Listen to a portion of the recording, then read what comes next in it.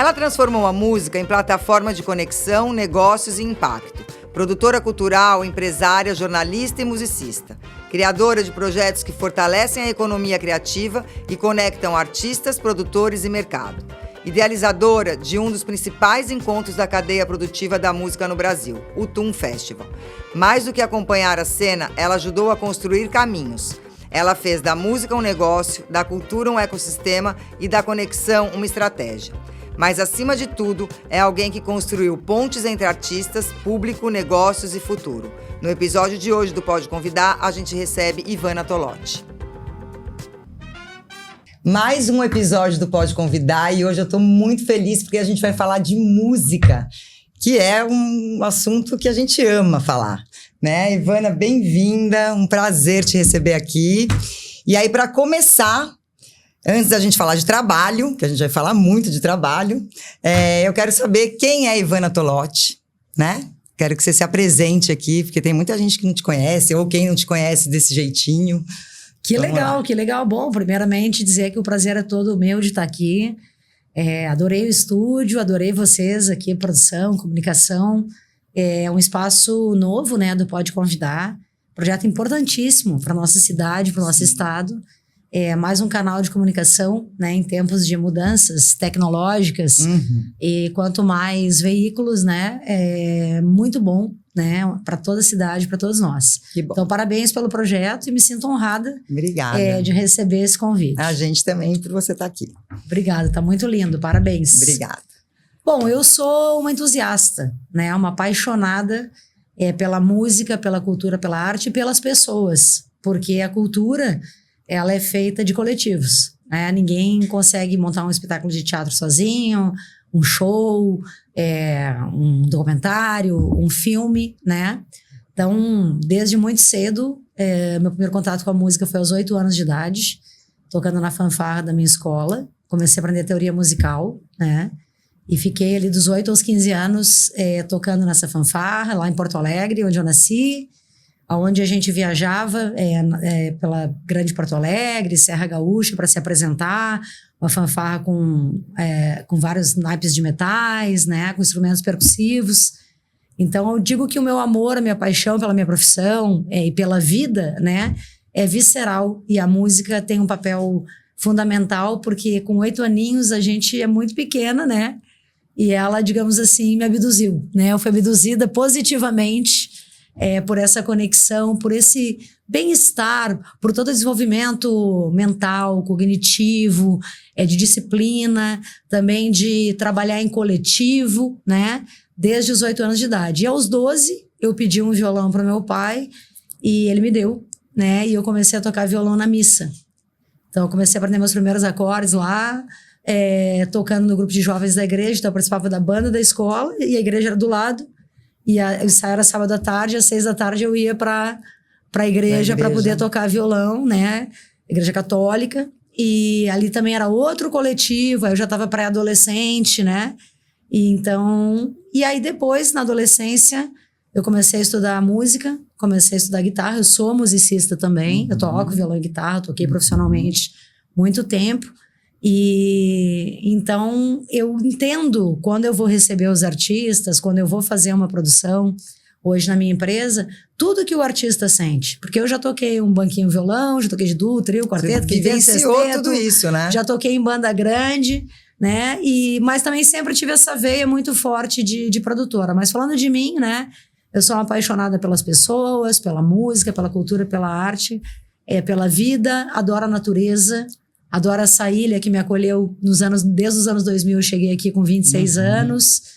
E adoro, na verdade, digamos assim, proporcionar experiências de transcendência, de alegria, de transformação pessoal também. Eu acho que canalizar, fazer as produções está muito ligado a boas energias também, né? E pessoas que têm que ter muita resiliência, porque tem todo o desafio por trás de trabalhar com cultura, com comunicação. Então, acho que eu sou uma grande agregadora, né? Uma pessoa que ama muito as pessoas e tudo que eu faço. Que história linda. E aí ela já respondeu um monte de pergunta que eu ia fazer. Tá, vamos lá. Então, a música entrou na sua vida desde sempre, né? Eu ia perguntar, o que veio primeiro? A artista, a comunicadora ou a produtora? Você também já me respondeu. E aí você veio de do jornalismo, da música e da produção, né? Esse jornalismo aí eu quero que você me fale um pouquinho. Como que essas áreas se conectaram?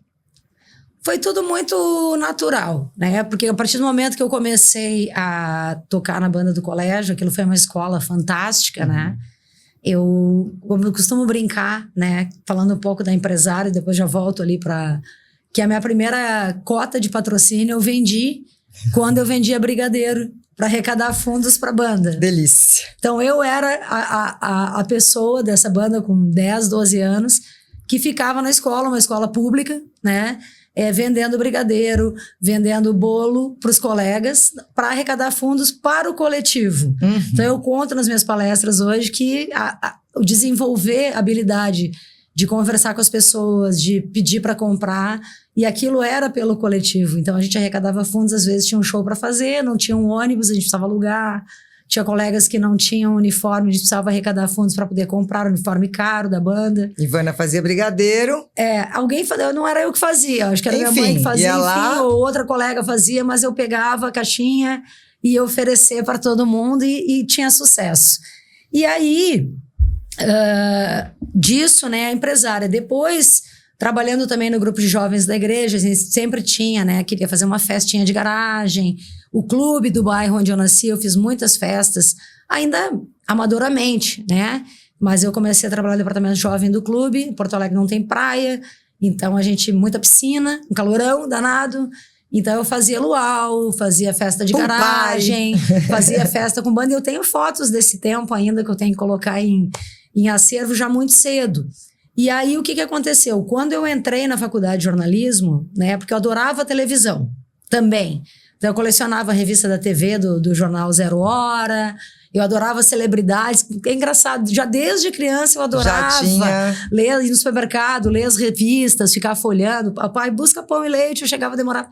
Filha, levou uma hora para voltar. Eu tava folhando folhando. Então, eu tinha essa paixão, assim, por televisão, pelo mundo não tinha YouTube na época, não tinha internet, né? Eu tinha muito essa paixão. Então, eu tinha uma prima que era jornalista e ela era minha inspiração. Ela trabalhava na TV Guaíba, em Porto Alegre, e eu queria ser jornalista. Eu entrei na faculdade, só que aí, com 19 anos, eu fui fazer um estágio. E o estágio era na DC7, que é a empresa que empresariou por 35 anos o Roberto Carlos até o ano passado. Uau! Então, ela puxava as grandes turnês da Xuxa, ela puxava a Daniela Mercury, ela cuidava da carreira internacional América Latina do Julio Iglesias. Porque Também você já caiu numa coisa grande. Era coisa do destino, né? Porque eu vi essa vaga de estágio e eu tinha 19 anos, não sabia fazer nada, né? E ali nossa... É isso que eu quero fazer da minha vida. E eu já estava produzindo o lançamento do Nenhum de Nós, a música Camila, Camila. Eu participei do lançamento daquele show, então naquela época era engraçado, né? A gente colava, fazia lambi-lambi, pegava uma Kombi, pegava um balde de cola grude, saía colando em poste, colava cartaz em colégio de segundo grau, colava cartaz em cursinhos, era assim. Coisa boa. E a Rádio Ipanema, que era a principal rádio de Porto Alegre, que divulgava toda essa programação alternativa, digamos. E aí, como eu caí ali, fiquei um ano lá, né? Eu me apaixonei pelo show business. Então, na verdade, eu acabei entrando já no mundo da produção muito cedo e eu não exerci diretamente o jornalismo. Sim. Né? Foi uma virada de chave ali quando você caiu nesse estágio. No estágio, e eu já tinha essa vocação. Até a minha mãe me lembrou esses dias, minha filha, tu já adolescente já promovia eventos de adolescente, óbvio, né? Não era o que eu faço hoje. Meninos trazem salgado, meninas trazem doce. Já estava posta a vocação ali, né? Tanto de artista como de produtora, né? E começou fluiu muito naturalmente, essa liderança, esse andar de turma, de lidar com várias tribos, organizava excursões pro Quênia do Tambezinho, e aí o meu irmão disse assim, não, onde tu decidisse ir, todo mundo ia, vamos alugar um ônibus, vamos pra Torres, a gente ia acampar em Torres. Ficamos 6 anos acampando em Tambezinho, na época dos cânions lindos ali, da Serra Gaúcha, divisa com Santa Catarina. Então, aconteceu naturalmente. Aí eu fiz o curso, né? Claro que eu uso esse conhecimento para o meu trabalho, mas efetivamente, como jornalista, eu nunca trabalhei. Porque eu já caí na área de produção audiovisual, de produção de shows também. E assim foi. E foi.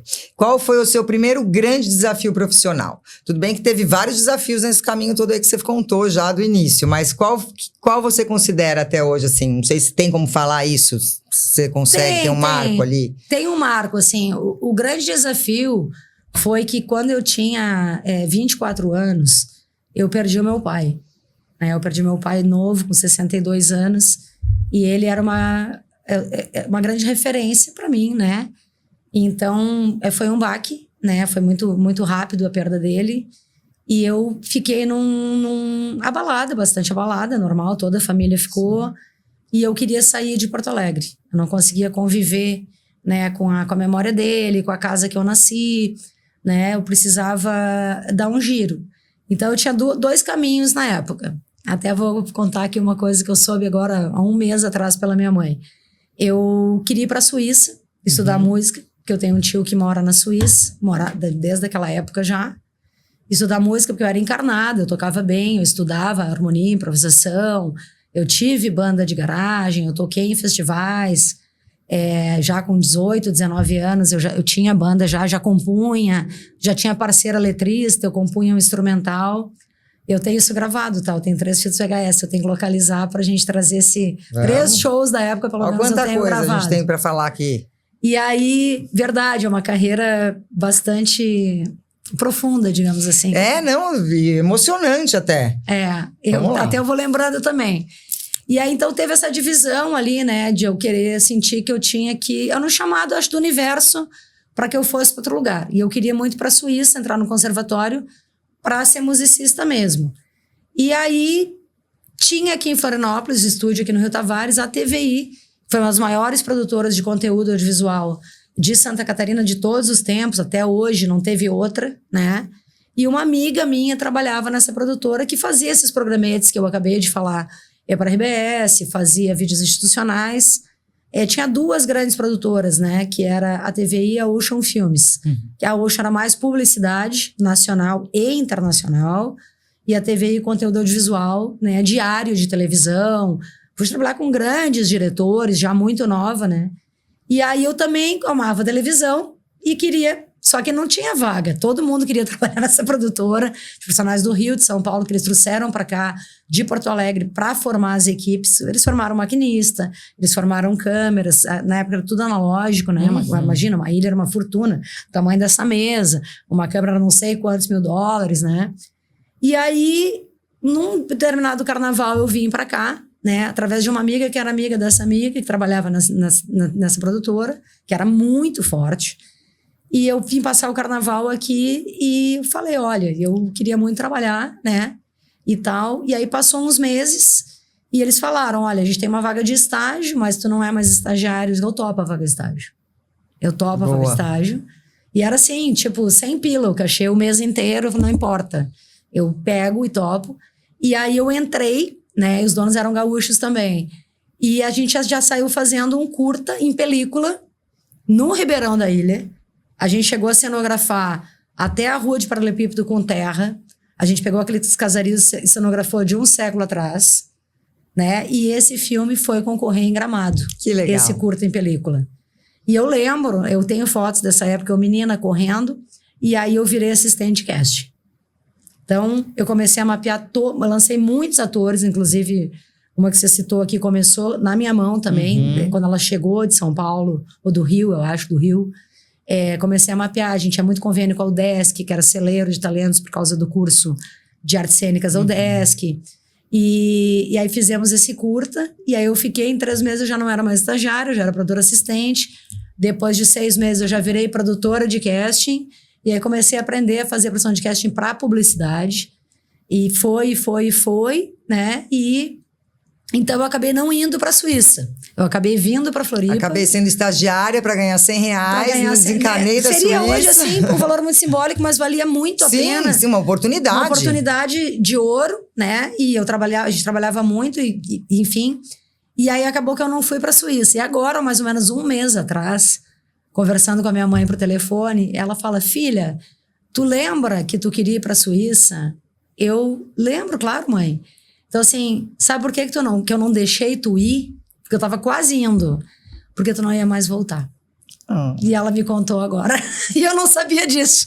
Passou 25 anos, porque se tu fosse, minha filha, tu nunca mais ia voltar. Como teu tio foi, eu já tinha perdido teu tio, irmão dela, e ele não ia mais voltar. E eu digo, foi, mãe. Então, assim, acabou que eu precisava de dinheiro pra ir pra Suíça. Eu sei o que ela tá falando, porque minha filha foi e não voltou. Então foi ela que me trouxe pra Floripa, né? Me deixou vir pra Floripa. E aí eu construí toda essa carreira linda. Então, isso foi um desafio, que foi a perda ali, né, do maior amor da minha vida, que era o meu pai, né, junto com a minha mãe, claro. Mas eu acabei vindo pra cá e no início eu passei 3 meses chorando. Mas eu não tava aqui obrigada, mas era saudade da família, dos irmãos, de um sobrinho. Isso porque você tava aqui, né? Sim, é de carro, né? Imagina lá. Imagina lá. Eu chorava todo dia, mas eu corria aqui nesse Campeche e tal, e ia malhar, e aí meu sobrinho tinha acabado de nascer. Então é muito amor, assim, a família. Então foi um desafio, mas um desafio que eu vim de livre e espontânea vontade. E era isso que o universo queria. Tanto é que eu fiquei, eu hoje não me vejo... Eu viajo o Brasil e o mundo, mas eu não me vejo mais fora dessa cidade que é tão acolhedora e que a gente verdade, ama tanto. É verdade. Vamos lá, Ivana, sendo mulher no mercado ainda muito masculino, então assim, eu imagino, se ainda é lá atrás, né? Quais foram os maiores desafios no início em relação a isso? Você já sentiu que precisou provar mais pelo fato de ser mulher, falar mais alto, se posicionar diferente, se você talvez lá teve que se posicionar dessa forma e hoje em dia você sente que mudou muita coisa, o que você acha? O tempo todo nós mulheres somos testadas ou, digamos assim, é uma cultura intrínseca, né, do machismo. Claro que isso vem sendo cultural, quebrado, né? A gente encontra inúmeros homens, né, de alma feminina, mais equilibrados, mas a indústria da música, a grande escalão da música, né, das grandes majors, das grandes gravadoras, sempre existiu uma cultura onde todos os cargos de diretoria nunca pertenceram a mulheres. Então, a indústria da música, desde a década de 50, né, as mulheres foram vistas muitas vezes, como a gente encontra em diversos filmes documentários, como cargos assim, assessoria de imprensa, ok, pode ser mulher, secretárias executivas pode ser mulher, mas curadoria, né, o caça-talentos, sempre os homens, né? Então, essa cultura que veio da indústria fonográfica, ela veio descendo até os palcos, até os shows. Hoje, esse cenário vem mudando. Diversas mulheres estão estudando para serem holds, para serem técnicas de som, para serem técnicas de luz, para serem diretoras artísticas executivas, como eu sou. Mas o tempo todo, a gente, enquanto mulher, é testada em que sentido? Você chega num palco, você vai fazer um briefing de uma sonorização e de uma iluminação, vai ter alguém naquela equipe que vai achar que você não sabe do que está falando. Por mais que eu tenha 500 shows no currículo, que é um currículo gigantesco, com mais de 100 nomes da música popular brasileira e nomes internacionais, né? Sempre há essa dúvida, ou sempre há essa dúvida também com alguma pessoa da minha equipe, ou quando uma artista vai chegar no palco que ela toca guitarra, toca bateria, vão achar que ela não toca nada, né? O tempo que eu tocava também, já cheguei em palco de Centro-Sul, evento grande, e do técnico não querer colocar o cubo de guitarra, querer deixar minha guitarra ligada só em linha, e o cubo estava lá dentro de uma caixa atrás do palco, e ele dizia que não vai colocar. Já cheguei em Festival da Canção em Balneário Camboriú, com uma banda toda feminina, e o cara queria dar menos de apoio técnico do que a gente merecia. No entanto, a gente seguras do que ia fazer. A gente foi lá, pediu mais médio, mais grave, mais agudo, enfim, não lembro, mas o que precisava. E depois que a gente tocava, a pessoa se rendia.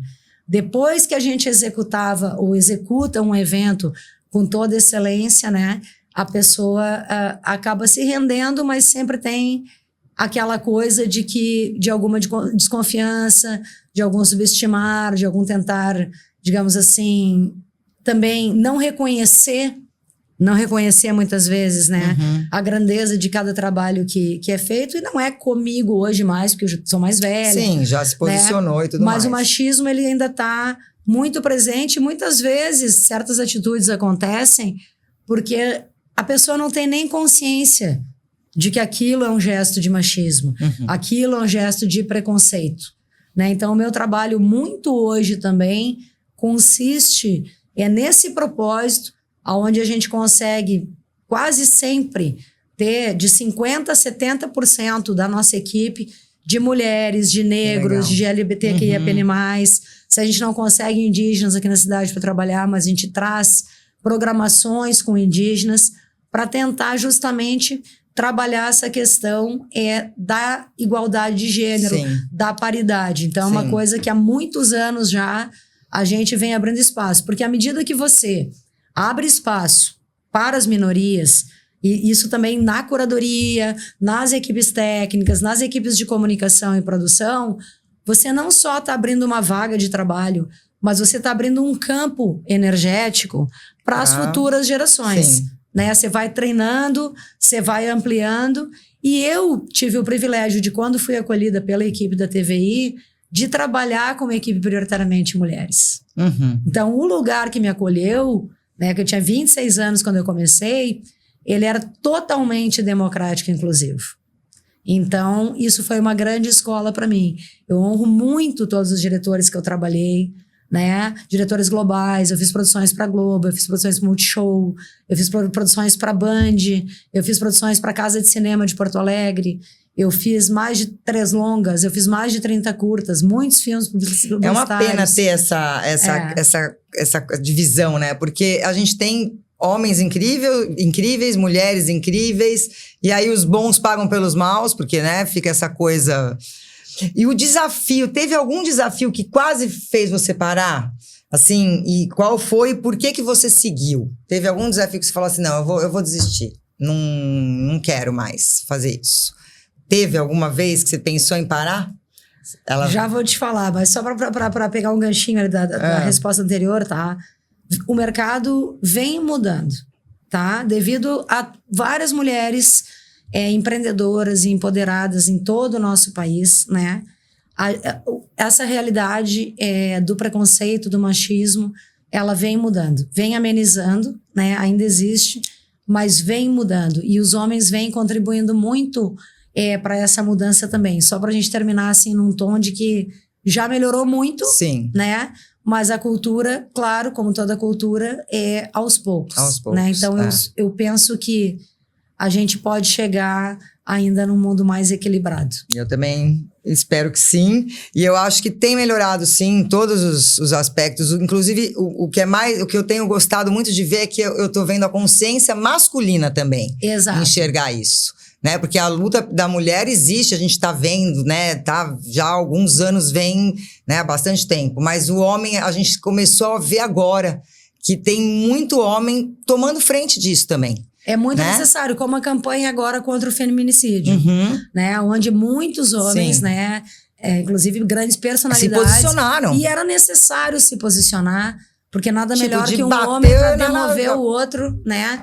Dessa agressividade. Agora, a agressividade, ela tá em qualquer gênero, né? O ideal é que a gente, na construção de um planeta, de um mundo melhor, que a gente possa realmente refletir, né? Tomar consciência, desde a consciência ambiental até a todo um compromisso ético que a gente precisa ter e equilibrar a energia, porque também, né, as mulheres também precisam ter atenção, se prevenir e também não usarem agressividade ao contrário também, como a gente já viu. Mas falando do desafio que você perguntou, vamos lá. Eu acho assim que a nossa profissão, um grande ponto alto da nossa profissão na comunicação ou na produção, nas artes, é uma coisa que a gente aprende a ter quando a gente é uma entusiasta, uma apaixonada, que é a resiliência. A gente aprende a ter muita resiliência, sabe?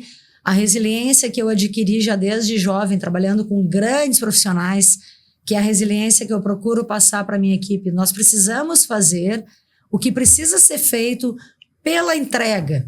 E isso requer entrega. Então, eu não me recordo de alguma vez ter querido desistir. Se aconteceu, né, a fase pandêmica, né, ela foi um baque para todo mundo, mas desistir nunca. Se reinventar, Sim. Sempre. Exato, exato. Resiliência é uma grande qualidade, né? É eu uma acho grande que qualidade. quem consegue tê-la é muito bom. E me fala uma coisa, em que momento você entendeu que cultura também é negócio? Desde sempre. Desde sempre. Desde sempre. Desde sempre.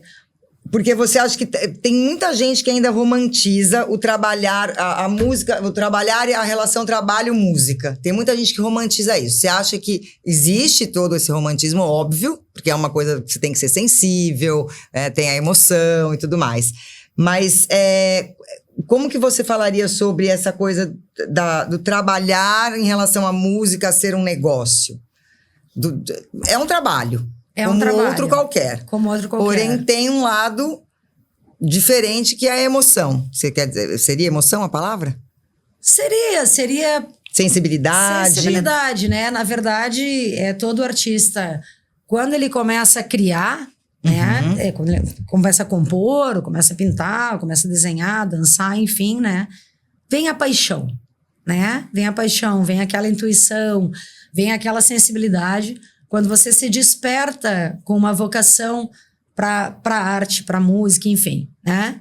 E dentro disso, você ainda está se testando, né? Vamos supor, eu começo a compor, não sei se eu sou boa, eu não sei quanto eu valho, eu não sei se o meu trabalho é legal. E aos poucos, à medida que você começa a mostrar o seu trabalho artístico para as pessoas, e você vai validando, vai vendo... Ele vira um negócio. Que é bacana, né? E entende assim, opa, eu posso viver profissionalmente disso. Ao mesmo tempo que você desperta ou até mesmo estuda muito, né? E se torna um profissional, vamos falar da música, né? Você precisa também saber valorar esse negócio. Sim. Né? Então é um outro processo que é um caminho ao contrário daquilo que o artista que já tem que se estudar tanto, como eu sempre digo. Um músico, para tocar bem, ele tem que estudar muitas horas por dia. E depois ele vai focar na técnica, em estudar. E aí, quando ele está pronto, ele vai encontrar um mercado que praticamente não existe. Então, uma coisa que o artista não consegue pensar, por paixão, por vocação, por devoção, é que ele vai levar anos estudando, para aquela paixão é tão grande. Ter um retorno financeiro. E aí ele começa simplesmente a estudar, porque ele ama aquilo, ele começa a estudar e se torna o profissional. Mas nem todo artista pensa antes de se tornar profissional o quanto que aquele estudo, aquele empenho, aquela dedicação vai render. Né? Porque também não é uma ciência exata, óbvia. Então, hoje em dia, né, com toda a internet, com toda a comunicação, fala-se muito disso. Por exemplo, as universidades de música, elas não te fazem, por exemplo, no modelo tradicional de formação técnica de instrumento, mestrado, doutorado, não existe nenhuma cadeira, por exemplo, sobre o mercado da música. Então, você está aqui estudando erudito, quais mercados você pode atuar? Claro que isso é falado pelos professores, sabe? Que você pode fazer um concerto, você pode fazer isso, fazer aquilo, você pode ser um músico acompanhante. Mas, de fato, não tem um capítulo... Um capítulo, uma cadeira, um semestre, 2, que vai falar assim, ó, como eu vou projetar essa carreira de tudo que eu fiz, né? Aí se criou, principalmente agora pós-era da internet, diversos cursos e com a internet também se criou a comunicação e você pode pesquisar né? Você pode tocar em orquestra, você pode tocar solo, você pode ser solista, você pode ser compositor, você pode ser arranjador. Isso sim se fala na universidade. Né? As possibilidades são faladas. Mas como que é o mercado lá fora? Existe uma tabela, é valorado? Não, não é. Por exemplo, o povo do cinema, por ser uma indústria internacionalmente mais organizada, o povo do cinema não. O povo do cinema, do audiovisual, ele já tem tabela há muito tempo. Os atores também tinham tabela para publi, para tudo. O músico não tem mais a ordem dos músicos, que ela já nasceu toda invertida, que é uma pena. Né? Então, eles não têm uma associação oficial, tipo uma OAB dos músicos. Né? Que vá orientar que vá ele orientar nesse sentido. E também nunca conseguiram criar. Eu tenho a percepção de que a música, a gente acaba sendo, para poder criar o produto, digamos assim, a gente consegue criar mais sozinho. Claro que um roteirista pode escrever um roteiro para teatro, para cinema sozinho também, mas depois ele vai ser obrigado... Em determinado momento ele vai ter ser obrigado a ter os atores, a ter o diretor, a ter o iluminador e tal. O artista não. Muitas vezes o músico ele fica compondo sozinho, ou ele é um editor, ele fica em estúdio, estuda. E esse networking, né, esse conhecimento da onde você pode expandir o seu projeto, o seu produto, o seu trabalho, né, é algo que a gente percebeu essa deficiência. E foi daí que surgiu o Tum Festival, que eu vou te deixar para falar mais à frente. O que ninguém conta sobre trabalhar com música no Brasil, especialmente? O que ninguém conta, assim? Olha, trabalhar com música é maravilhoso, assim. Eu, particularmente, também nem desejo fazer outra coisa. E no Brasil, olhando de fora, para mim deve ser um privilégio. É espetacular, porque a música brasileira é a melhor música do mundo, modéstia à parte. Por quê? Nós temos grandes compositores, grandes artistas no mundo inteiro, né? Na África, na Ásia, na Europa. Nós temos gênios em tudo que é lugar. No entanto, a música brasileira, pelo tamanho do país, ela é muito diversa. Ela é muito diversa. Desde a música tribal, da música dos indígenas, da música ancestral, da música africana. É rico demais. Que originou todos nós, né? A música indígena, né? O chorinho brasileiro, né? O choro brasileiro, o nosso samba jazz, sabe? A música popular brasileira, né? Que lá desde Chiquinha Gonzaga, né, de outros compositores e compositoras. Então, o Brasil tem uma diversidade, o sul do Brasil, influenciado pela música da Argentina, do Uruguai, os ritmos, a chacareira, o candombe, sabe? Que vem influenciado de outros países também da América Latina. Então, o Brasil, por toda a sua diversidade, né, do seu povo, né, em todas as regiões do país... cada região é um país à parte. Então, e a gente tem um molejo, né? A gente tem todo o swing, a gente tem todo o groove. Então, a gente tem essa mistura de etnias no Brasil, que também traz ancestralidade de cada região e do povo como um todo. Então, assim, é um privilégio trabalhar com música nesse país. É uma nascente, é um manancial, é uma fonte inesgotável de sabedoria, de transcendência, de alegria, de bons sentimentos, né? Então, assim, é maravilhoso trabalhar com música no Brasil. Eu imagino. Florianópolis não é tradicionalmente o primeiro lugar que as pessoas associam à música, né? Como a indústria, né, da música. O que você enxergou aqui em Florianópolis que talvez os outros não tenham enxergado? Olha, como todo vamos dizer assim... Como tudo que começa, né? A gente tem grandes compositores, grandes músicos aqui na ilha. A gente tem grandes compositores da terra. Mas a gente precisa entender que a gente está numa ilha, sui generis, com 42 praias, que até, vamos dizer, não sei o dado correto, mas há 10 anos atrás, tinha 300 mil habitantes. Então, naturalmente, proporcionalmente, a gente não pode ter um celeiro de talentos proporcional a Porto Alegre, a São Paulo, Rio de Janeiro, ao Nordeste ou à Amazônia, porque a gente tem uma população infinitamente menor, né? Nativa, digamos assim. Características da cidade, né? Que a gente tem muito ligadas ao mar, à natureza, à pesca. Então, os grandes compositores, né, de Maria Rosa, poeta Zininho, né? E outros, eles se ativeram a toda essa energia da ilha, né? As belezas naturais, a toda essa riqueza ao mar, né? A pesca, esse cotidiano sui generis da ilha. Agora, a Neide Maria Rosa, que é uma artista que se destacou na década de 50, 60, já falecida, e tem o Luiz Henrique também, foram dois que tocou com Tom Jobim, tocaram com Liza Minnelli, né? E são nativos aqui da cidade. Então, a cidade já apresentava dois músicos também, o Luiz Henrique e a Neide Maria, que conseguiram despontar nacional e internacionalmente. Porque quando eu falo assim, que tradicionalmente não é o primeiro lugar que as pessoas enxergam, né? Você tá contando essa história, eu né, tô aprendendo um monte de coisa aqui com você. Sim. E aí, o que você... Aí você enxergou tudo isso, que os outros não enxergaram, e aí de que forma o território, a cidade, a cena local, influenciaram para os temas e as escolhas do Tum Festival. Agora vamos falar do xodozinho. Do xodozinho. Do xodozinho. Assim, tem muita gente talentosa na ilha, né? Um outro grande compositor, dois grandes compositores que moram aqui na ilha, são Guinha Ramírez e Alegre Correia, que são compositores de jazz e de música instrumental de ponta, que são radicados aqui na ilha há mais de 40 anos, né? E que fazem parte de toda essa base musical de excelência, né? E que formaram, através do trabalho deles, muitos outros músicos que estão agora tocando, ou tocavam há 20 anos atrás, permanecem tocando, mas que são artistas de uma referência de excelência musical, e eles mesmos têm carreira internacional, e que escolheram a ilha, assim como eu, né? Por paixão, pela tranquilidade que ela sempre trouxe, por esse contato com a natureza. Agora, enquanto praça fomentadora, né, de mercado musical, justamente por ela ser uma capital, não uma metrópole, né, justamente todas as produções, até por falta de espaços físicos, sempre passaram reto daqui.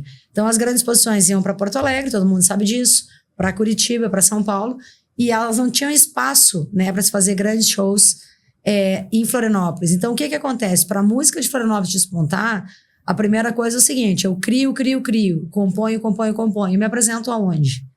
Então, acaba que eu morro na praia. Como é importante passar por todos os setores para chegar nesse lugar? Para chegar nesse lugar, porque, tipo assim, se eu tô criando, a gente tem uma universidade de música na cidade, e, no entanto, eu não tenho quase lugar nenhum, não tenho casa de show, tenho poucos teatros para que esses artistas que estão até na universidade estudando música possam se apresentar num primeiro momento de carreira, fica complicado você criar projetos porque eles não têm sustentabilidade. Então, por isso, muitas vezes, Florianópolis foi sempre uma praça complicada, até para os artistas grandes de renome virem para cá, cenário que hoje já mudou. Hoje a gente já tem uma Arena Opus, a gente já tem shows em estádio. Depois veio o John Bull, teve a época dos anos 2000 da Lagoa, de outros picos importantes que tinham. Tinha também lá na Subida da Mole, tentar lembrar o nome da casa agora, que era super famosa. Latitude, que recebia artistas muito de fora. A própria Confraria das Artes, que você trabalhou lá. Então, assim, é muito importante essa construção de espaço. Então, o mercado brasileiro, ele nunca olhou para Florianópolis como um celeiro de talentos da nova MPB, por exemplo, ou do rock, ou do jazz. Embora a cidade acolha grandes artistas que amam morar aqui. Então, a grande sacada, depois, lá em 2015, dando um salto, que eu falei lá um pouco do início da carreira, eu já trabalhando com muitos artistas renomados, né, e já tendo viajado o Brasil todo, fazendo grandes shows, e sendo musicista também, sempre estando em contato com os artistas, sempre contratando gente, os artistas me pediam muito, né, as bandas autorais: Ivana, arruma uma gig pra mim, uma gig é um show, né, arruma uma gig pra mim, Ivana, faz um projeto de edital pra mim, Ivana, quer empresariar minha banda, né, e eu já estava em outra pegada, né, e já trabalhava com muita gente grande, e não tinha como pegar esses artistas. Eu pensei, por que a gente não cria um festival? Nasceu o Tum Festival. Nasceu o Tum Festival. Tá. Né? A gente não cria um festival que vai não apenas colocar alguns artistas para tocar a cada ano, mas ele vai ensinar os artistas o que eles têm que fazer para desenvolver a carreira deles. E a outra grande sacada do Tum foi, se o mercado musical, as gravadoras, os selos, as editoras, os grandes contratantes de Rock in Rio e disso e de aquilo, eles não conhecem os talentos de Florianópolis, por que a gente não consegue? Era queixa. E a música do Sul não entra no eixo. Não tem jeito. Você pode montar uma banda, gravar um disco, gravar um EP, a música do Sul não entra no eixo. Quem vai, fica lá um tempinho, tenta, dá os burros na água e volta. Então, vamos criar um evento e vamos trazer o mercado para cá. A montanha não vai a Maomé. Fazer o caminho contrário. Maomé vem a montanha. E aí eu comecei a escrever em 2015, o que se transformou no projeto Um Festival, que é um festival e também uma conferência de música, inovação e empreendedorismo. Antes de falar, seguir aqui, eu vou voltar para uma pergunta que eu tinha colocado aqui, que como você equilibra a criação artística, gestão, números e sustentabilidade? O que um projeto cultural precisa ter hoje para ser sustentável? Precisa ter verba. Precisa de recurso, precisa de fomento, né? Bom, eu acho que é muito importante para quem vai criar um projeto, né? Primeira coisa, muitas vezes a gente precisa fazer aquele velho e bom benchmark. Se eu quero criar algo, eu tenho que pesquisar referências em tudo que a gente vai fazer. Você vai compor, lógico que você tem os artistas que te inspiram, que são tua referência. Para empreender, né, no mundo cultural, musical, é a mesma coisa. A gente precisa fazer uma vasta pesquisa. A gente precisa visitar, se for um evento, diversos eventos. A gente precisa observar, a gente precisa estudar. Então, eu sempre fui uma inquieta nesse sentido, de gostar muito de pesquisar, de ver as tendências, de ver o que estava acontecendo com esse olhar empreendedor. Eu vou lá para aquele evento, como é que eles fizeram isso, montaram aquilo, isso funciona, isso não funciona.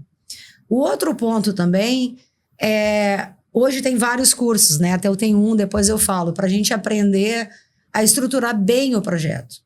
A gente precisa ter o plano A, o B, o C, o D e o E. A base é o mais importante, né? A base é o mais importante. Então, assim, eu desejo fazer um projeto.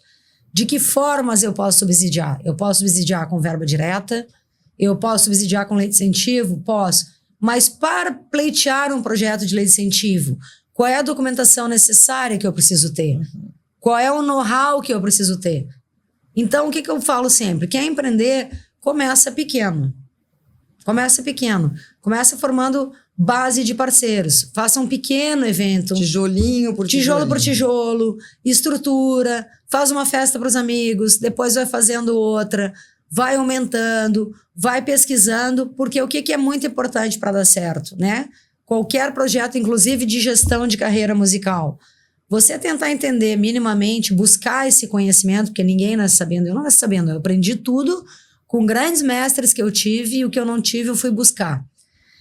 Você precisa entender que as etapas da construção. Então, se eu vou ter a concepção da obra musical, depois que eu criei a obra musical, eu preciso registrar a obra musical.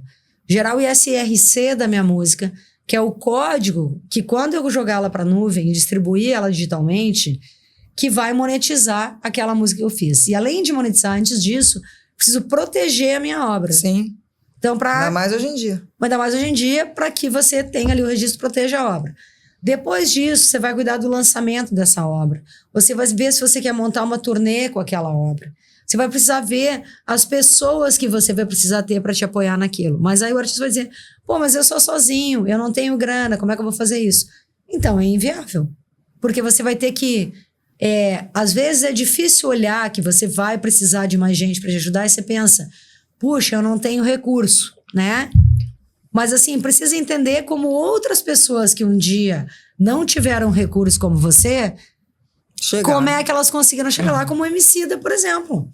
O Emicida nasceu numa periferia e começou sozinho. A compor. Hoje ele mas então tem cases e tem outros cases, né? E isso falando da carreira musical.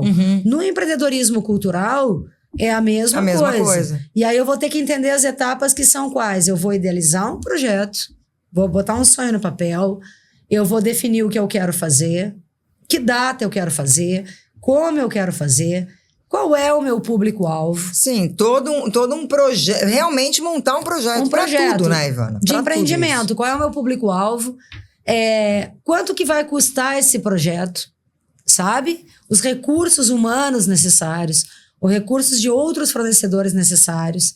E se esse recurso entrar? E se esse recurso não entrar? Qual é o plano A? Qual é o plano B? Mas isso tudo, quando a gente começa sonhar alto, é maravilhoso e a gente deve sonhar assim, ó, muito alto. Mas para a gente chegar lá, a gente precisa começar pequeno e validando as etapas de cada coisa que a gente vai fazendo e até mesmo checando se a gente tem algo que é a resiliência necessária Novamente. Para lidar quando as intempéries vierem e para tentar se precaver ao máximo dessas intempéries para a gente conseguir fazer sucesso. Então, onde que dá o gap no sonho também, uma outra dica que eu vou dar é que é o seguinte, às vezes o projeto, ele é maravilhoso artisticamente, porém, ele não atende a potenciais empresas que poderiam colocar o dinheiro. Então, não adianta você fazer um projeto X e oferecer para uma empresa patrocinar que tem um público-alvo completamente diferente do público que você está propondo no projeto. Mas a pessoa que faz esse projeto tem que estudar também, né? Exato. Tem que estudar, tem que ter um feeling ali, um mas mínimo... Isso, exatamente, mas isso de dica, assim, de que, né, eu recebo 1000 perguntas, assim, olha, eu quero fazer o projeto cultural tal. E é uma coisa que é importante aprender com o tempo, e hoje tem muitos cursos na internet disponível para isso, né, eu faço costumeiramente palestras e workshops falando do tema, é entender assim, ó, bom, eu estou concebendo o projeto, que potenciais empresas têm fit, têm alinhamento com esse projeto, para que eu possa, a hora de abordar, que eu vou ter que fazer um plano comercial para abordar, ter mais chance de ser aprovado, de viabilizar esse projeto. E muitas vezes também as equipes que vão trabalhar quando o projeto está embrionário ainda, elas podem ser equipes parceiras. Quando você tem um amigo que ele pode filmar, você tem um amigo que é designer que pode fazer a tua identidade visual, você pode pedir para um camarada... Sim, vai um acreditando no outro, vamos se juntar. De garagem era assim. Exatamente. A gente não contratava ninguém. Mas eu acho que hoje o mercado tá voltando um pouco para esse ritmo, né? De parceria, não é, de cooperação e de cocriação. De coletivo também. De coletivo e de círculo virtuoso de ganha-ganha. Bom, nós todos ainda não temos portfólio. Então, um vai ajudar o outro. O designer vai ajudar o artista, que o artista vai divulgar o trabalho do designer, que o artista visual vai fazer outra coisa. Mas tem um detalhe. O que é importante também saber? Que isso vai durar um tempo, né? Não é todo amigo que vai fazer tudo na faixa sempre, enfim e tal. Mas que essa, digamos assim, cooperação, ela existe, né? A mesma coisa para editais de fomento, né? Então, você pode estudar as leis e aprender a participar de um edital de fomento. Você pode parcerizar dando uma fatia do seu bolo, se você for contemplado, para alguém que vai desenvolver aquele projeto ali. E nessa questão hoje de todos os cursos que tem também, tanto para desenvolvimento de gestão de carreira, como para desenvolvimento de projetos culturais, né? Tem muitas dicas, tem muita coisa até gratuita hoje já disponível em nuvem para poder estudar, mas assim, é super possível chegar, porque assim, o que a gente nunca pode perder, a gente está falando aqui das barreiras, na verdade, que são possíveis, não existiriam tantos projetos lindos, mas a essência de tudo, ela vem do coração. Sim. A essência de tudo, ela vem da criatividade. Isso é algo que a gente nunca pode engessar ou achar que a gente tem que ser bom em tudo, certo? Então, assim, se eu sou um excelente compositor, desenvolvo essa habilidade. Agora, no mundo atual, nessa era da experiência que a gente está vivendo, a gente precisa aprender. Hoje, os artistas renomados, como a Anitta, por exemplo, ela também gera a carreira dela.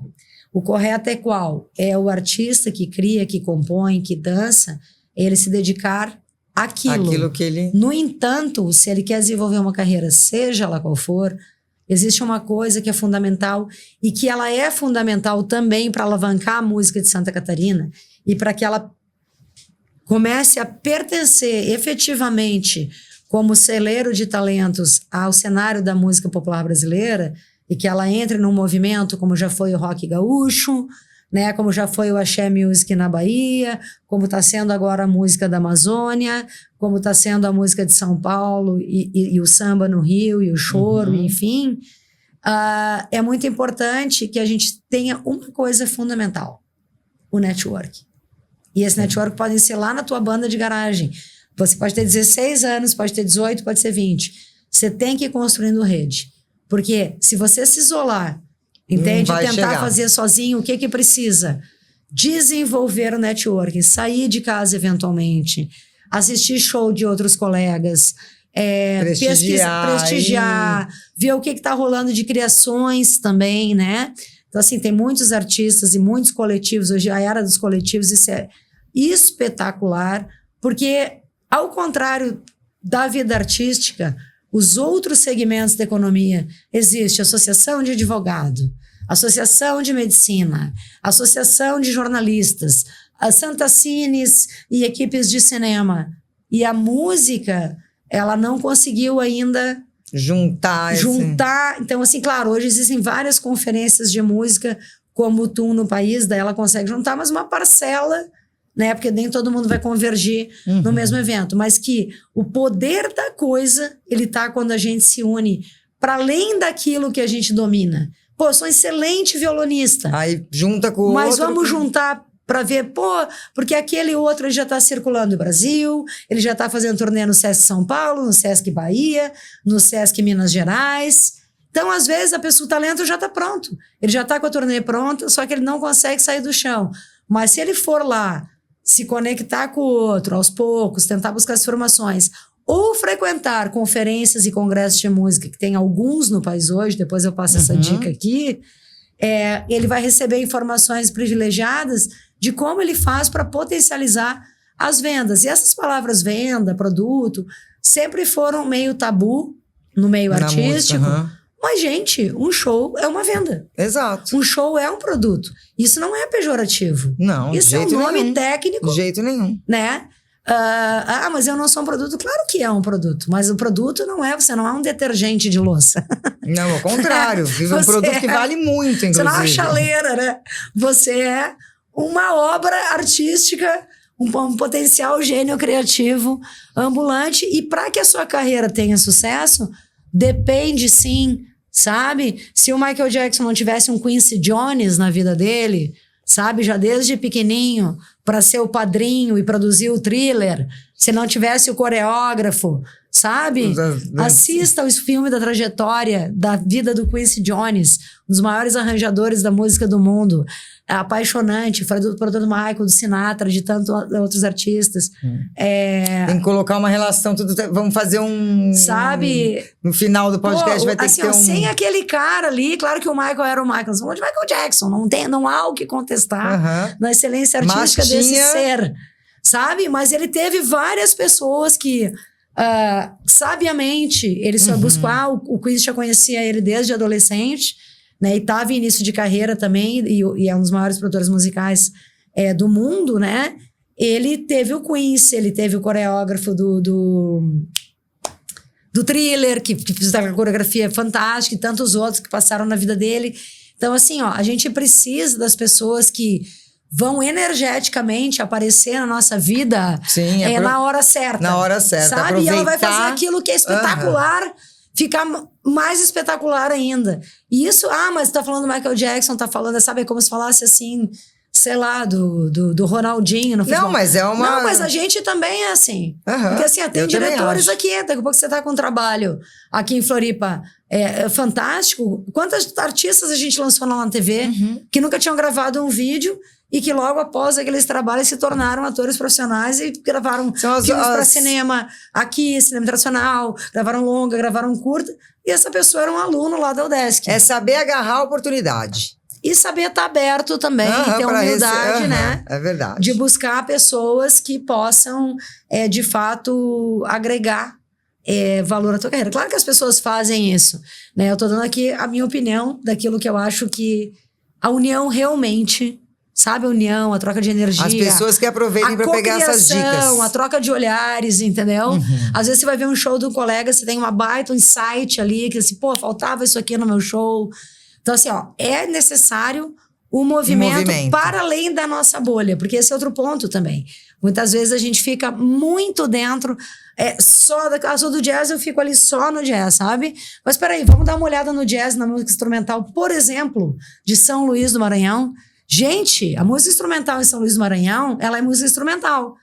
Mas ela vem com uma pegada de todas as influências do carimbó e de toda a origem indígena. Lá, o seu swing. Que ela tem um outro swing, entendeu? E não ninguém vai copiar aquilo, porque não é característica aqui da música do Sul. Só que aquilo, assim, tu olha aquele som e diz, nossa, que som é esse? Sabe aquela sonoridade? Aquele encantamento, o tipo de arranjo que é feito. Então, hoje no país, a gente tem aí mais de 200 festivais independentes de música, como o Tum Festival, que é possível olhar na net, é possível circular, é possível a gente fazer isso. Então, hoje, com a era digital, é possível fazer essas conexões. Mas eu não posso dizer, mas você pode ir em 1 por ano? Você pode ir em 2 por ano? Ou você está passando por aquela cidade e está acontecendo, está acontecendo, se programar. Ou você pode ir pelo menos nos que tem em Floripa, no seu bairro. Eu acho que essa construção de... como se fosse uma fonte criadora, criativa, que às vezes você vai num evento, vai andar ali na Felipe Schmidt e daqui a um pouco tem um trio argentino tocando jazz com sotaque argentino de tango. Sabe, você não precisa... Você tem que estar disponível para poder... aberto para fomentar tudo isso. Para fomentar a tua criatividade e o teu networking no meio também.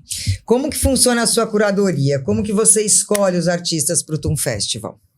Então, a minha curadoria, ela é coletiva. Porque não adianta eu pregar o coletivo, né? Então, o Tum Festival, a gente trabalha sempre com 6 curadores. Então, a gente escolhe os curadores do interior do estado, do sul do Brasil ou de outra cidade. A gente define as premissas do edital, que são, né, no mínimo 50% de mulheres, mais X% de negros e LGBTQIAPN+, esses recortes.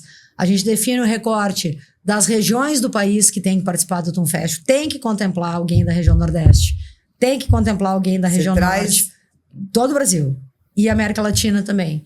Tem que contemplar a região Sudeste, Centro-Oeste, e tem que contemplar um percentual maior para Santa Catarina e para Florianópolis. Dentro disso, nós temos artistas solo, cantautores, temos duo, trio, quarteto, quinteto, sexteto.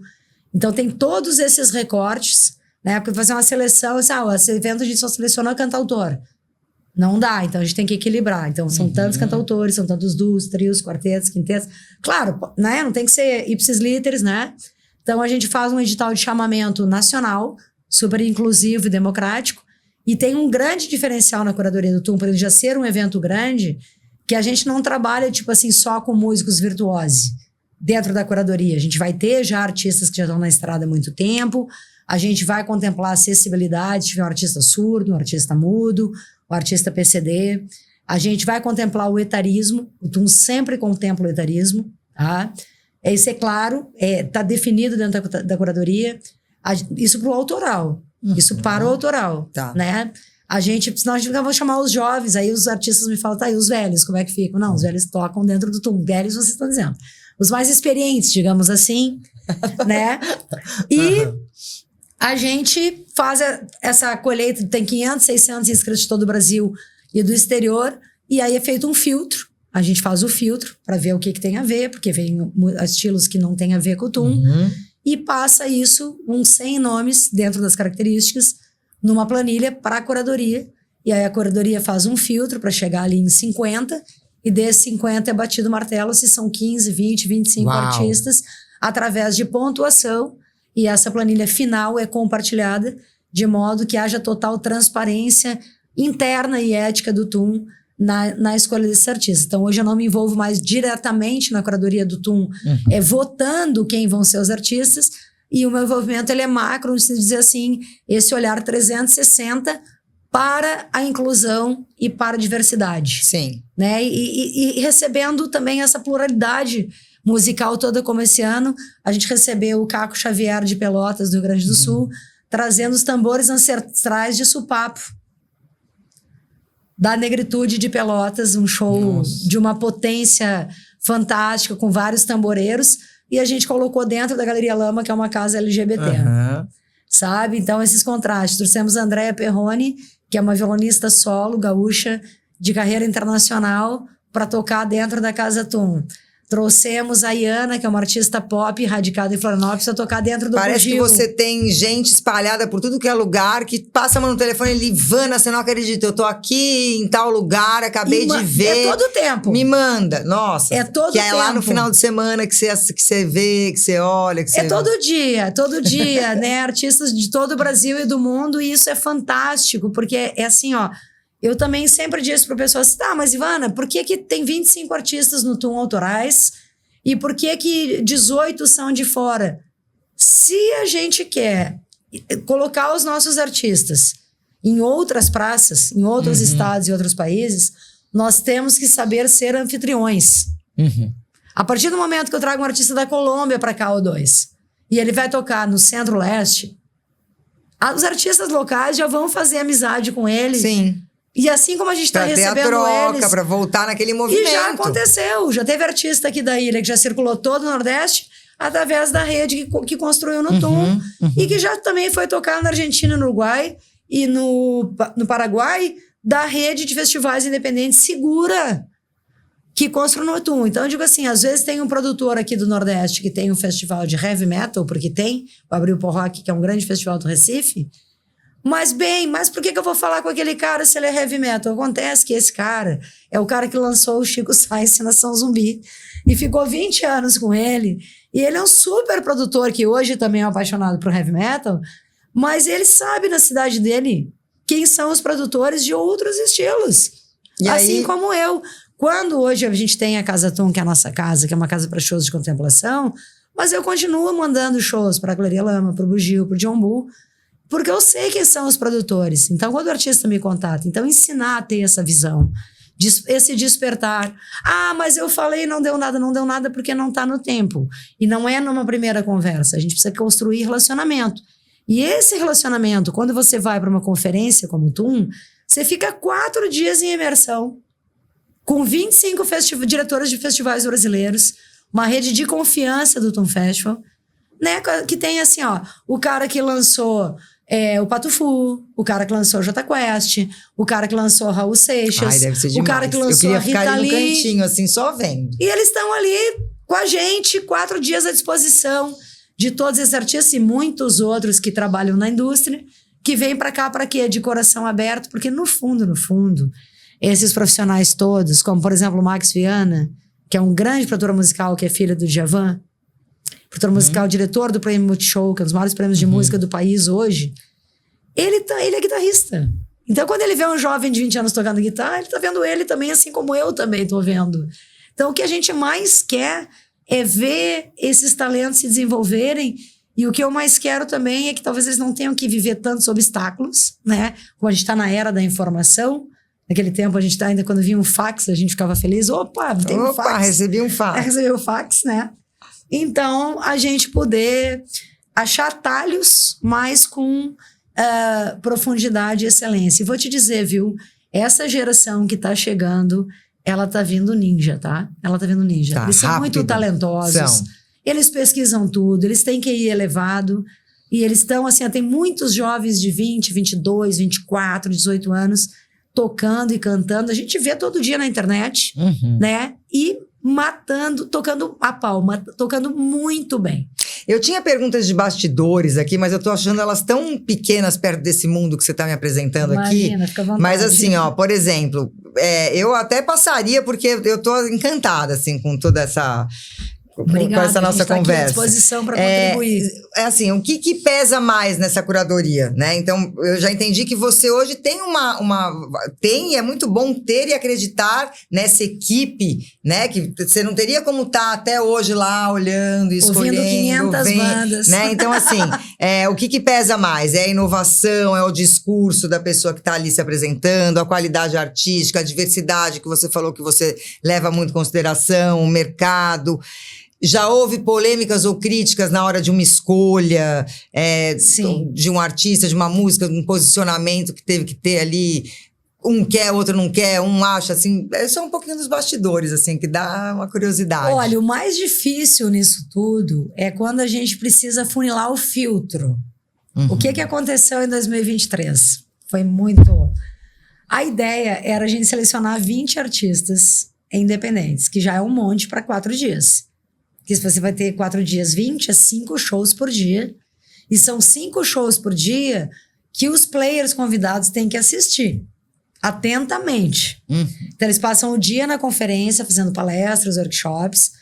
Tem um happy hour e a gente vai para o circuito off à noite para ver esses artistas independentes. E eles vêm para assistir os novos talentos, para potencialmente o que eles gostarem, contratarem para tocar nos seus festivais.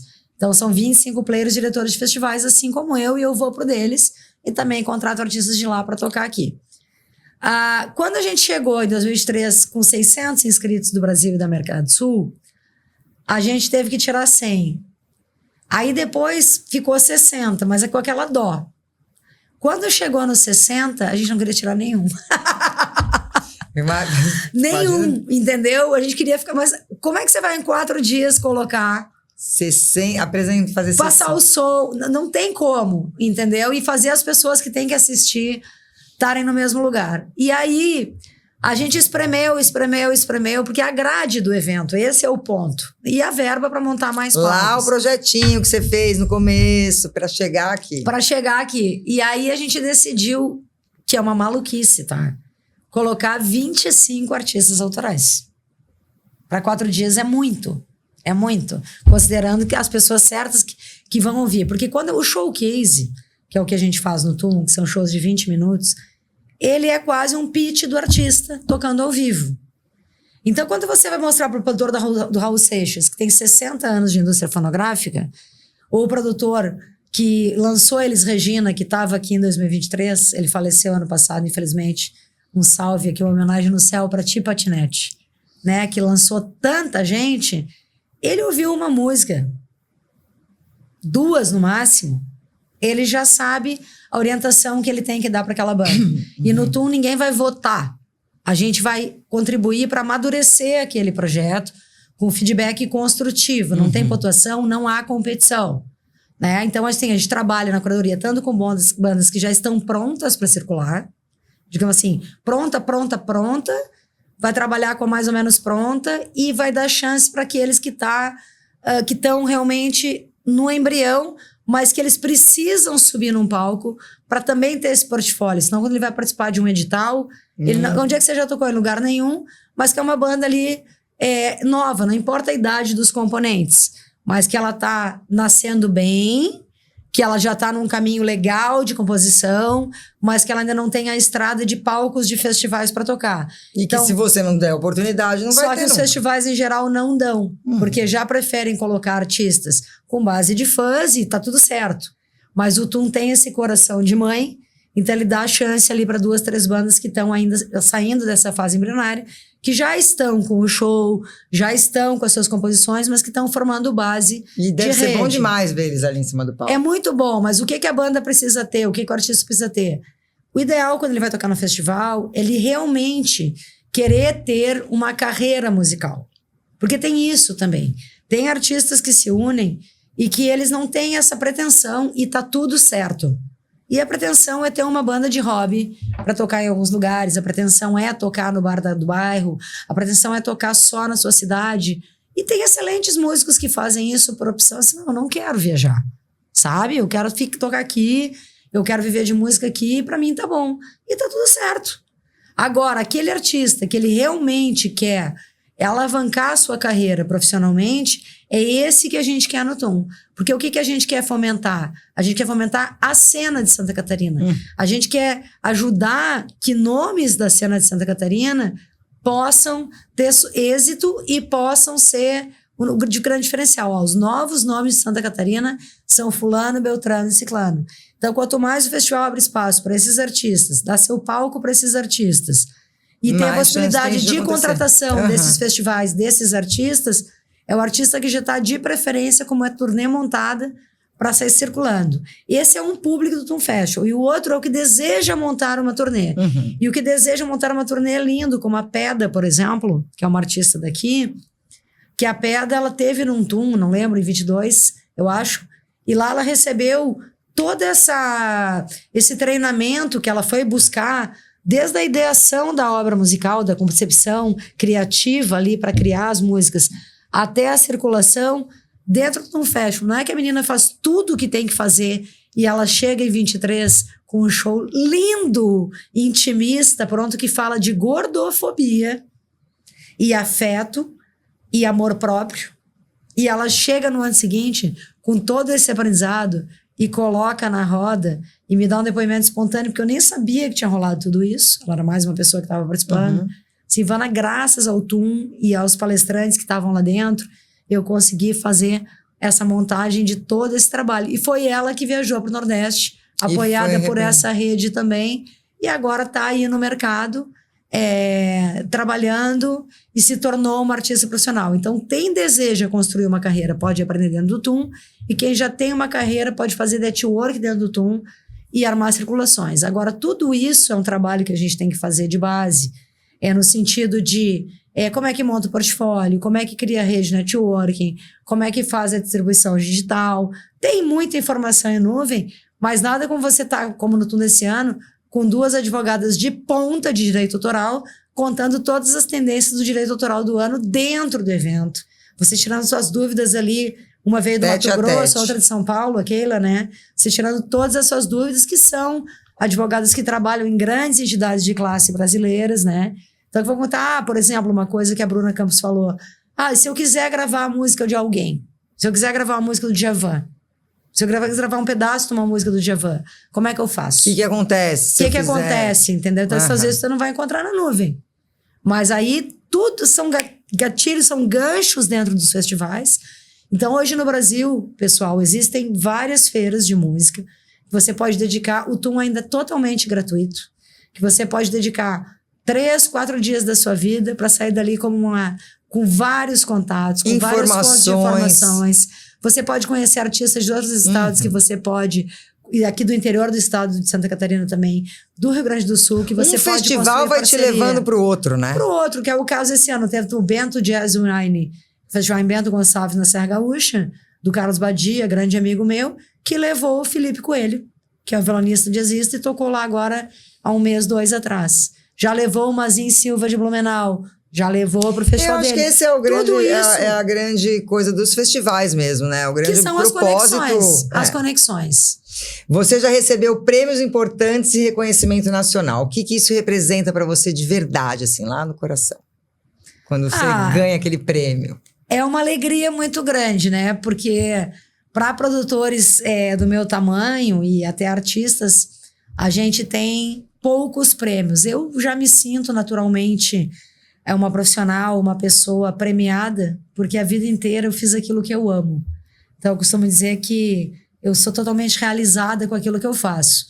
Mas, realmente, né, a gente ganhou um prêmio muito importante enquanto TUM Festival em 2021 ou 2022, que foi o prêmio de música, inovação e sustentabilidade do British Council do Reino Unido e da Oi Futuro, onde nós recebemos treinamento para a internacionalização do festival, estudando cases de festivais internacionais de músicas sustentáveis, e aonde o objeto do prêmio era que esses 6 festivais, foram só 6 festivais brasileiros contemplados, e dentro desse recorte de sustentabilidade inclui também a liderança ser feminina e ser LGBT, inclui a liderança negra, inclui a liderança indígena, né? E aonde a gente criou ações aonde os figurinos iam ser produzidos para os artistas que iam tocar dentro daquela edição do TUM a partir de tecidos descartados pela indústria, que é a técnica de upcycling. Você pega um tecido que já existe, repagina ele. Então, nós fizemos um convênio com a Universidade de Ecomoda, da UDESC, com a UDESC, a Universidade, com o curso de Ecomoda de extensão, e trouxemos as costureiras com os tecidos para fazerem essa produção dentro da conferência do TUM Festival, ao vivo, e trouxemos o Zalon Thompson, que foi o vocalista da Amy House, enquanto ela esteve aqui na Terra conosco, que é o Zalon Thompson, que é um artista fantástico londrino. Trouxemos a designer dele também.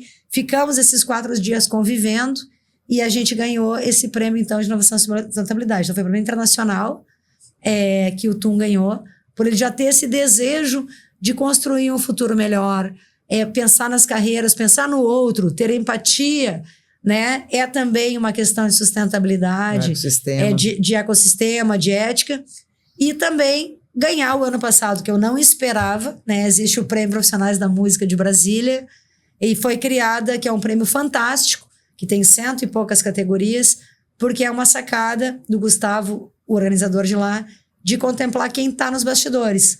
Então, ele escolhe o melhor engenheiro de som, a melhor engenheira de som, o melhor iluminador, o melhor road, masterização, o melhor podcast, né, de música, né?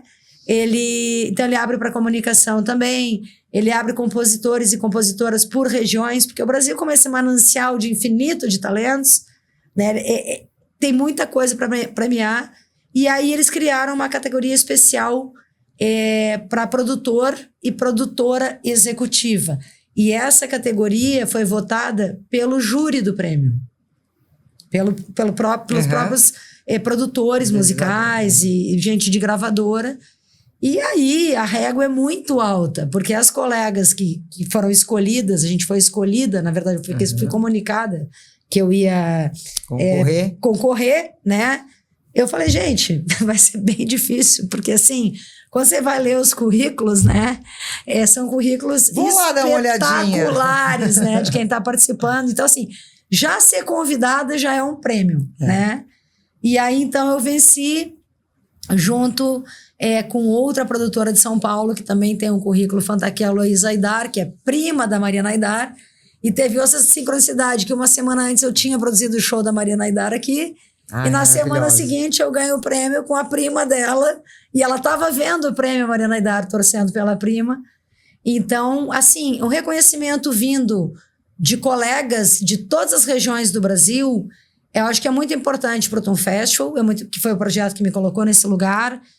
Para a minha carreira, eu fico muito feliz respondendo a tua pergunta, eu fico muito grata ao universo, eu fico muito grata a todos os profissionais que me ensinaram a ter a resiliência e a excelência que eu procuro trazer no meu trabalho, né? Com toda humildade, ninguém é perfeito. E grata à minha equipe, a todas as pessoas que passaram por mim, assim, desde que eu comecei a empreender. Mas, assim, até hoje, para ser sincera, não caiu ainda a ficha pelas pessoas que estavam lá, de imaginar, né, que com 8 aninhos eu comecei lá. E eu disse, mãe, eu quero tocar na banda do colégio, não toco de amarrar bode, né? Já não sou alta hoje. E hoje, né, nessa altura da minha carreira, receber essa premiação. Então, assim, é uma honra.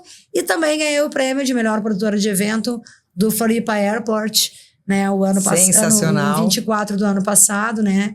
Como a produtora destaque de eventos, e também fico muito feliz por isso, e com eles também por terem construído aquele espaço maravilhoso, onde a gente recebe, assim, de Lineker, muito legal, a Patufu, a Suraras do Tapajós, e a tantos artistas locais que a gente colocou, e tanto artistas muito legal esse evento. A cultura popular, ao boi de mamão. A cara das pessoas chegando de malinha, ficar todo mundo de boca aberta, assim, né? O que tá acontecendo? É muito engraçado, entendeu? Eu já fui em alguns eventos ali, em shows e tal, aí você fica olhando, olha aquele casal chegando, as pessoas param com a mala, assim, perdido, olhando. É muito legal. Aquilo ali foi uma sacada, assim, sensacional. Nem sei se tem algum lugar pelo Brasil, se tem algum aeroporto. Até queria aproveitar o teu gancho para contextualizar para a audiência, né?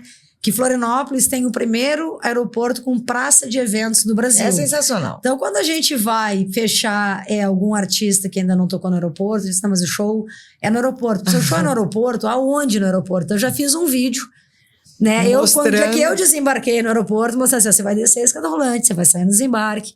Quando você sair na segunda porta do desembarque, vai ter um palco. Você vai dar de cara com um palco. Tá, mas aí a gente tem a van de carga para carregar os equipamentos. Não é mais necessário. Nada. Os equipamentos já vão chegar no aeroporto, eles já vão ficar no palco, e a gente tem uma sala especial para guardar as guitarras, os metais e tal. Que legal. Então, assim, Florianópolis tem esse lugar. E lá, gente, é tudo ainda gratuito, os projetos são incentivados pelo próprio aeroporto, então a programação toda é gratuita. E tudo isso é um espaço muito agradável, fantástico que Florianópolis ganhou. Não estou fazendo merchan, mas mas é muito agradável mesmo. Você poder chegar ali, você tem a história de você pode levar a tua cadeira de praia se você quiser sentar ali para assistir. É sensacional. E você desembarca e tá tocando o João Boa, você desembarca e tá tocando a Maria Gadu. A pessoa assim, oi? Exatamente. Sabe, você descendo balcão, assim, a Gadu, eu já vi muita gente, até amigas, tá? Eu encontrar assim, A pessoa tá com a mala, oi, Claudinha, você tá aí e tal. Não, já pedi pro meu marido estacionar, porque eu desembarquei e tá tendo show, e a gente vai assistir. Exato. Aí não vai mais embora, fica ali com mala e tudo. E as pessoas chegando, quem desconhece totalmente, tá chegando, sei lá, pra uma reunião, ou que vai chegar pra conhecer Florianópolis, chega e dá de cara com um show, assim. É incrível, né? Foi de presente pra pessoa, né? Se o outro for esperto, ainda é capaz de falar, olha, eu contratei isso aqui pra você. Amor, você é inspiradora, e eu tenho assim, um monte de perguntas que eu acho que o teu podcast foi um dos podcasts mais que eu menos perguntei aqui, porque você foi falando e foi respondendo um monte de coisas que eu ia perguntar. Como que você cuida de você em meio a tantos projetos, a tanto trabalho? Assim, é nítido que você ama o que você faz. Eu acho que você acorda, o dia que talvez você não tenha que fazer nada, você deve falar, pai, e agora? Vou ligar o som, sei lá. É bem assim. Como que você cuida de você em meio a tantos projetos, a tanto trabalho? O que inspira você fora do trabalho? O que você gosta de fazer? Tem algo que ninguém te pergunta, mas que você gostaria de falar aqui pra mim? Assim, como que é um pouquinho do pessoal, assim, do seu dia a dia, tirando o trabalho? Bom, eu gosto muito hoje em dia, né, mais madura, assim, de curtir a minha casa mesmo. Né, eu costumo dizer que eu tenho 3 filhos, né? A Tina Turner, que é New York, que tem 12 anos. O Toon Festival, que tem 10 anos, que para mim esse projeto é um filho, é um projeto da minha vida, né? E o Tom Jobim, que é outro York, que tem 6 anos, né? Então, assim, o que eu gosto muito? De ficar em ambiente tranquilo, de fazer uma caminhada na praia, de ir para retiros holísticos, eu gosto muito. Eu tenho a minha rotina de terapia, eu tenho a minha rotina de massagem, eu tenho a minha rotina de exercício que eu estou implantando agora muito também, bem. Né, para manter o corpo e a mente no eixo. Eu gosto muito de ler, né? Eu gosto muito de ver documentários. Então, eu gosto muito de pesquisar coisas interessantes. Eu gosto muito também de ir nos eventos das pessoas para curtir. Eu gosto muito agora com a Casa Tum, que é um projeto novo, de receber amigos lá e amigas. Tenho reencontrado colegas, encontrei a Vanessa aqui do podcast lá. Então, eu tô sempre estudando. Eu sou uma inquieta de fato, né? E eu tô sempre procurando nutrir muito a minha alma. Então, às vezes, mesmo cansada, eu chego em casa 2 horas da manhã. Se eu puder, eu vou ler pelo menos 5 páginas de um livro. Eu vou molhar minhas plantas para baixar a adrenalina, né? E tô sempre procurando... Claro, não consigo fazer tudo que eu gostaria. Adoro os banhos de água termal, adoro ir para Gravatal, adoro ir para Santo Amaro da Imperatriz. Adoro meditar, né? Buscar o meu eixo para poder acalmar a mente, acalmar o coração, né? E poder dar conta dessa rotina tão apaixonante, né? Que a gente tem.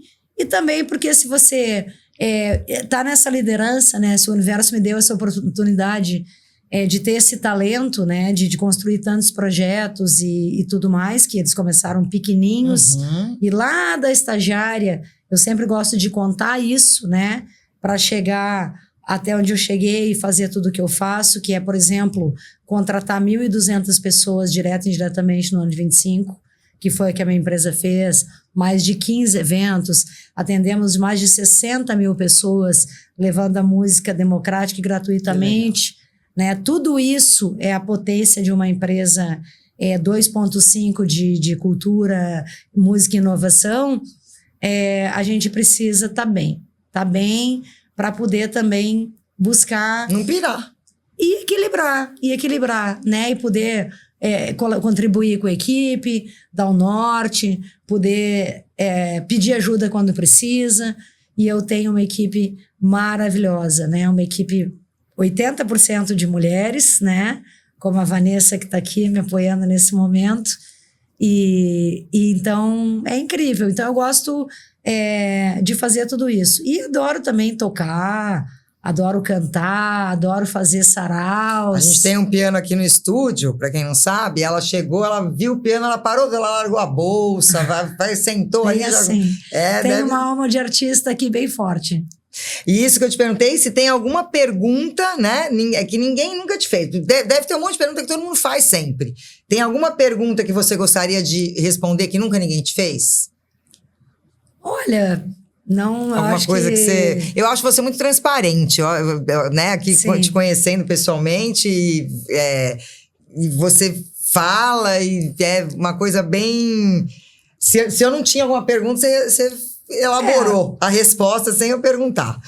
Assim, talvez não tenham feito uma pergunta, ou tenham, mas o que eu vou dizer assim agora? Eu acho que para você ter sucesso, né, o que é o sucesso é diferente para cada pessoa, né? Primeira coisa é isso, né? Cada pessoa tem que entender o seu propósito, né? Tem gente que o sucesso é cuidar da saúde. Tem gente que o sucesso é ter paz. Tem gente que o sucesso é construir um Rock in Rio, né? Um Lollapalooza, enfim. Cada um... Para mim, ter sucesso é viver profissionalmente da música, por exemplo, né? Então, cada pessoa tem um propósito. Mas, independente de qual seja esse propósito e essa escolha, né? Tudo para você conseguir, né, fazer o que eu faço, você tem que ter, em primeiro lugar, muita paixão pelo que você faz, muito comprometimento com o que você faz, muita dedicação e buscar sempre o equilíbrio. Quando a gente é mais jovem, a gente radicaliza mais, a gente trabalha mais e cuida menos da saúde. À medida que a gente amadurece, a gente entende que para conseguir entregar aquele propósito, é importante também cuidar mais da sua saúde, né? Então, eu acho que não existe, na minha concepção, sucesso sem trabalho duro. Sem sabe? responsabilidade, Eu né? acho que tem que ter muita dedicação, né? E isso não é nenhum sofrimento, mas assim, não tem jeito. Se você não se entregar de corpo, alma e coração, sabe? Se você não tiver humildade de buscar ajuda de pessoas que sabem áreas, por exemplo, administrativas, contábeis, que isso é muito importante, a gestão de uma empresa de cultura, também, né, você não consegue chegar lá. Então, eu digo assim, para fazer tudo isso, tem um preço, tem que ter foco, tem que ter determinação, tem que ter resiliência, tem que ter jogo de cintura, mas que, mesmo tendo que ter tudo isso, né, eu me sinto plena e digo, né, se a pessoa se dedicar, se ela for buscar incansavelmente o seu propósito, se ela for uma devota do propósito como eu, ela vai chegar lá. E aquele velho ditado lá, né? Nem é tão velho, porque agora que tá na moda falar isso, que juntos somos mais fortes, eu acho que ter toda essa equipe junto é uma coisa que é muito privilégio. É muito privilégio, porque é isso aí, né? Dentro desse juntos somos mais fortes, quer dizer, a cocriação, né, que é uma coisa que vem, uma palavra que vem da inovação, né? Eu sempre trabalhei muito assim com as equipes de cinema, de televisão, até mesmo de música. Às vezes o músico precisa ser mais individualista, tem uma série de fatores técnicos ali que influenciam. É lógico, você tem que fazer uma criação com a tribo que orna, né? E até na curadoria do Tom Fashion, não é só fatores técnicos, isso, aquilo, aquele recorte. A curadoria daquele ano, ela tem que ornar inteira dentro daquilo que você está fazendo. Mas eu sempre gostei muito, eu sou ascendente de Gêmeos, né? Então, assim, eu amo trabalhar em coletivo. Eu adoro criar em coletivo. Eu gosto de ouvir a minha equipe também. Eu sou aberta às ideias, não quer dizer que eu vou concordar com todas. Eu sempre digo, a diretora tem que definir o final, mas assim, se eu cheguei onde cheguei também no sentido da realização, é porque eu sempre pude contar com muitos anjos, com pessoas maravilhosas em todas as fases da minha carreira, com os grandes mestres que eu pude trabalhar, né? Desde Carlos Manga até Zé Felipe, até Laine Milan e tantos diretores e grandes, Paulo José, que eu fiquei 1 ano dentro de um estúdio vendo ele dirigir, vendo ele roteirizar, dando risada, a gente virando noite para gravar. Então, assim, eu tive esse privilégio já muito nova, né? Então, eu trago toda essa diversidade, digamos assim, artística. E literalmente o universo conspirou a tua vida inteira. A vida inteira. Estava escrito nas estrelas. E eu amo essa cidade também, viajo, volto, né? Adoro morar aqui e construir ajudar a ser uma das pessoas que é fomentadora desse ecossistema musical e de redes criativas.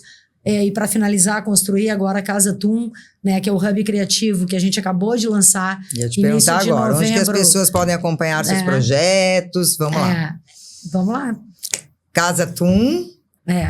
Tum Festival. A gente vai colocar ali na edição os arrobas e tudo mais.